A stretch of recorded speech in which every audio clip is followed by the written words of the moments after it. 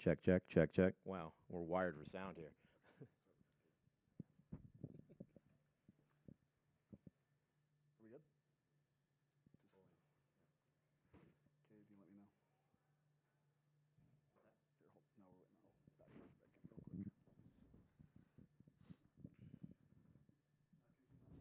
What's up? Yep, check, check, check. Check one, check two, check. Check audio. There we go. Okay, you good? All right. Okay, Dason Taylor. Bengals fight to the end with the Rebels today. First of all, coming out of the locker room, Dason, let's start on your end. How do you feel the offense played in the game and getting through the game? I feel like at times we showed what we really could be, and the fewer and honestly the times that we showed that what we were, and I feel like as long as we shed those times that we were, we'll reborn as a whole new team and show everybody what we really can do. Yeah, we came out hot. You know, as a defense, defense is all about doing your job and knowing your assignment. And when you don't do your job, you give up explosive plays, and that's what kind of happened to us. So there's a lot of things to fix, especially first game. There's going to be a lot of things to learn from. It's not a loss, but it's a learning moment for our defense. So we're going to get better. But we fought to the end. I mean, we fought hard, but we could clean up a lot of stuff up on the defensive end. Taylor, Dason. This is your second 130-plus yard rushing game of your career. What were you feeling today? What were you working on? Won't be the last. What was working on the ball on the The O-line, they gave me every single chance I had to get anything I could, and I wanted to just capitalize on any chance they gave me.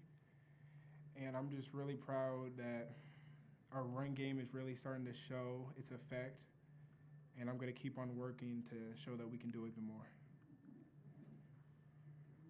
What was Coach's message to you guys after the game in the locker room there? The main point was that you can't take this. To keep your heads up. Like we really show that we can win games, and we're gonna win games. And if we clean up the things that we messed up on, we're gonna go very far and do very well. Thank you. Thank you.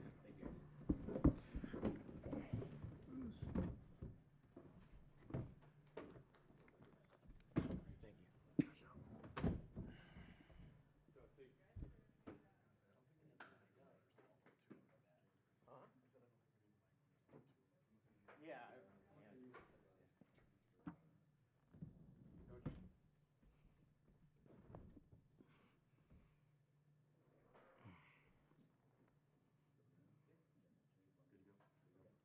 All right, Cody, first of all, you just give us general thoughts on how the Bengals played today in Las Vegas. Yeah, I thought they played about as well as I thought they could play, and we had a lot of correctable mistakes that we have to attack if we want to get where we want to go this season. The consistent messaging for guys that football, while it's a very competitive game and it's very physical, it's always about handling what you can control. And whether it's schematic adjustments, communication, techniques, just mental toughness and resolve in those up and down situations. I think our guys got a lot of practice at it tonight, and it's always hard when you tell a team, hey, you can beat anybody, because they can. And I think it was probably empowering for our team to see that. I thought the two best players on the field tonight were wearing orange, and you look at the amount of resources in that staff and in that team, what they look like, but we also got some pretty good dudes too. It's on defense, those guys were physical. They played really hard, and seeing the togetherness that those guys had on the sidelines and in the locker room after the game, that's what you're going for when you coach. And there were a lot of unknowns going into this game about how guys would play, how they would respond. And I think there were a lot of questions, at least from my end, answered on, hey, we can hang up front, we can be physical up there, and our guys are totally capable. And a lot of young guys who hadn't been asked to make plays before stepped up and made plays. And love the culture of this team, love the guys in that locker room, really appreciate all the hard work of the staff. but now you kind of move into the fine balance of you don't come out of this game patting everybody on the back, throwing a party, but you also don't totally hang your head either, because in the fire of competition, while everybody gets hung up in the results, staring at the win-loss column or staring at the score is not really going to get you anywhere. It's attacking what you can improve upon and having a lot of resolve about what you do really well and create an identity and a sense of confidence that'll carry you far throughout the season. You heard that before, Chris? Yeah.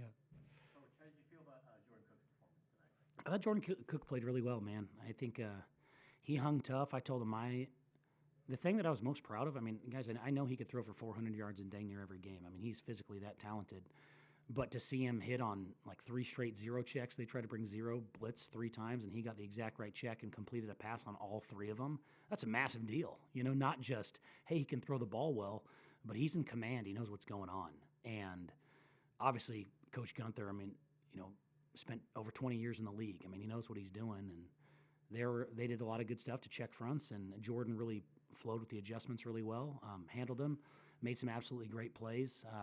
In my mind, a lot of those interceptions are schematic things or technique errors that we can continue to improve upon, that were not really Jordan's fault. Yeah, you'd love to see one throw. You're like, hey, yeah, you can see it and check it down. But that's a play that we were kind of cooking up in the dirt to try and create an explosive at that point in time. So, I mean, I shouldn't have put him in that situation if I didn't want him to do that.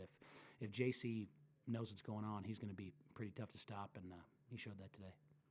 Cody, during fall camp, you stressed the importance of adding, improving the run game going into this year. Tonight was a really good example. Jason had 130 plus on the ground. You had 100 yards on the ground before the end of the first half, which for ISU hasn't happened in probably 4 or 5 years. What can you attribute your run game success today? I mean, first off, it's Dason Brooks. I mean, the guy you're giving the ball to matters a lot because, while our O-line did a wonderful job owning the front, I mean, their progress and their command of our offense and ownership of the line of scrimmage has been great to see. But Dason Brooks is a special player, and would love to have seen Robert and Carson Sudbury get a few more touches. But the way Dason was running, I mean, he was feeling it a little bit. I said, I think he's an all-conference running back. He should run for 1,000 yards, and if he doesn't get 20 carries a game, I'm not doing my job. And I think that pairs really well with Jordan being able to read and maneuver things, whether he's Haviland first-level reads or second-level reads. He did a great job complementing that as well tonight. And I think when your quarterback and your O-line are in sync about who we're blocking, who we're hanging, who our reads are, and you have a back that's as tough to bring down as Dason, we probably should have ran it a few more times in the second half. Just trying to hang in there. But, yeah, super proud of those guys. Defense came up with some pretty big third down stops. Huge. This game.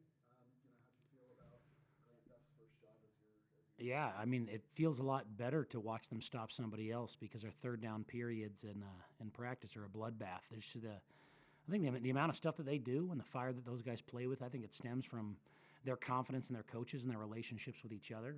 And I told them, guys, I mean, UNLV's O-line was huge, right? There was a guy who walked over who looked like he was the mountain from Game of Thrones. And it's like, oh, he's our backup left guard. And you're like, what are you talking about? I mean, they got some big old dudes, but at the end of the day, low man wins, and having gap integrity really, really matters, and running the football matters, and you saw that today. I think, it was my first opportunity to be with Grant, but I mean, there was nothing unknown. It was nice to see it come to fruition, but Grant's a great defensive coach, and the rest of that staff, whether it's Devin Holiday or Ricky Leifua or Bobby J, I mean, those guys do an unbelievable job on defense. They work really well together, but that's the product that you've seen on the field from Grant Duff over the past couple of years, which is why it's so important to invest in your staff that way and have a guy from Eastern Idaho who's done it at a high level, stay in Pocatello. And then, our players, I mean, they're things that that they can do. I mean, our linebacking core is really awesome. To see the culture in that D-line group really show up has been impressive. And, I mean, even, the secondary flying around from the second level because they had to be involved in the game a lot. Whether it was the pin-pull schemes where they kind of cancel all the gaps and get you one-on-one, or the quarterback run game where they're always going to be +1. Proud of those guys making open field tackles. Did a darn good job. Receiving core, very impressive tonight. A lot of, 50-50 balls, one-on-ones, acrobatic catches. What did you think of that? Yeah, I mean, there's nobody in America who drills catching the football more than we do. I mean, our guys catch a ton of balls every day. But I don't mean to take credit for that because those guys are good football. I mean, for them to hang tough and make the catches that we know they're capable of making, fantastic job. I mean, we all know what Mike Shulikov can do. but you know, Juice is a capable guy, and you know the slots, they're all good players, whether it's you know Dame or Jonah or Ian or Raiden. I mean, they're all capable guys as well, and there's some guys that didn't play a ton tonight who I also have a ton of faith in. But you know, throwing the ball is kind of what we do. It's where we start, and when you can control the line of scrimmage and have a great back, that's kind of where the run game can show up. But I mean, proud of those guys most of all, just because I had confidence in them, but they just were who we thought they were, which is important, you know. Very famous line. Yeah, it is. You know, like they are who they thought they were, because that's the biggest thing when you have less experience or you're counting on some new guys. Is just wow, can they do it when it counts? Can they do it when the lights are on? Can they do it when it's good? Can they do it when it's bad? I mean, so to see those guys play up, I mean, like Damian Moon was a guy who stood out, who I thought, you know, did an unbelievable job today, and you know, losing Jonah in the second half was a bit of a bummer, but hopefully we'll get him back. Mike's steady Eddie, and we got a great core of guys. Finally, just you know, when you have a high emotion, high intensity game like this, what do you need to do now for the team to turn around and start focusing on Southern? Yeah, I told them guys it's just a great exercise in what football is, which is pour everything you have into the moment, pour everything you have into 1 week to win the football game, give everything that you have on the field to try and have it tip the scales in your favor. But then the second the game is over, what do we do well? What can we get better at? How are we going to get better at it? And flush it and move on to the next one. Because Southern Utah, I mean, that's a playoff football team, and they're going to try to give us both barrels. And I know they came into Pocatello last year thinking that they were going to give us the business. And Delane Fitzgerald's a darn good coach. I don't know if there's a tougher football team in America. And to see those guys, you know, next week on the schedule was not fun. Because, you know, you have an FBS game, and then you have a team that's probably going to punch you in the mouth in many ways better than these guys did. I just think it's you know, sometimes I think that the FBS teams they get into, they're probably a little cute because they want to win the first date. You know, like they want to come out and score 50 points, and while trying to hit the home run, they failed to hit a single. And our guys have played great tonight. I'm not taking any away from our guys, but you have a team that's next week in Southern Utah that's going to be solely bent on doing what it takes to win, and they're going to cut throats to do it. I mean, those guys are a tough darn football team. It's another road trip for us. Got some experience working at that out here. But Cedar City, Utah, and Las Vegas are very different places. They're close by, but very different places, and it'll be a very different game atmosphere for our guys, but an equally challenging opponent. Yeah, thank you. Yeah, appreciate you guys.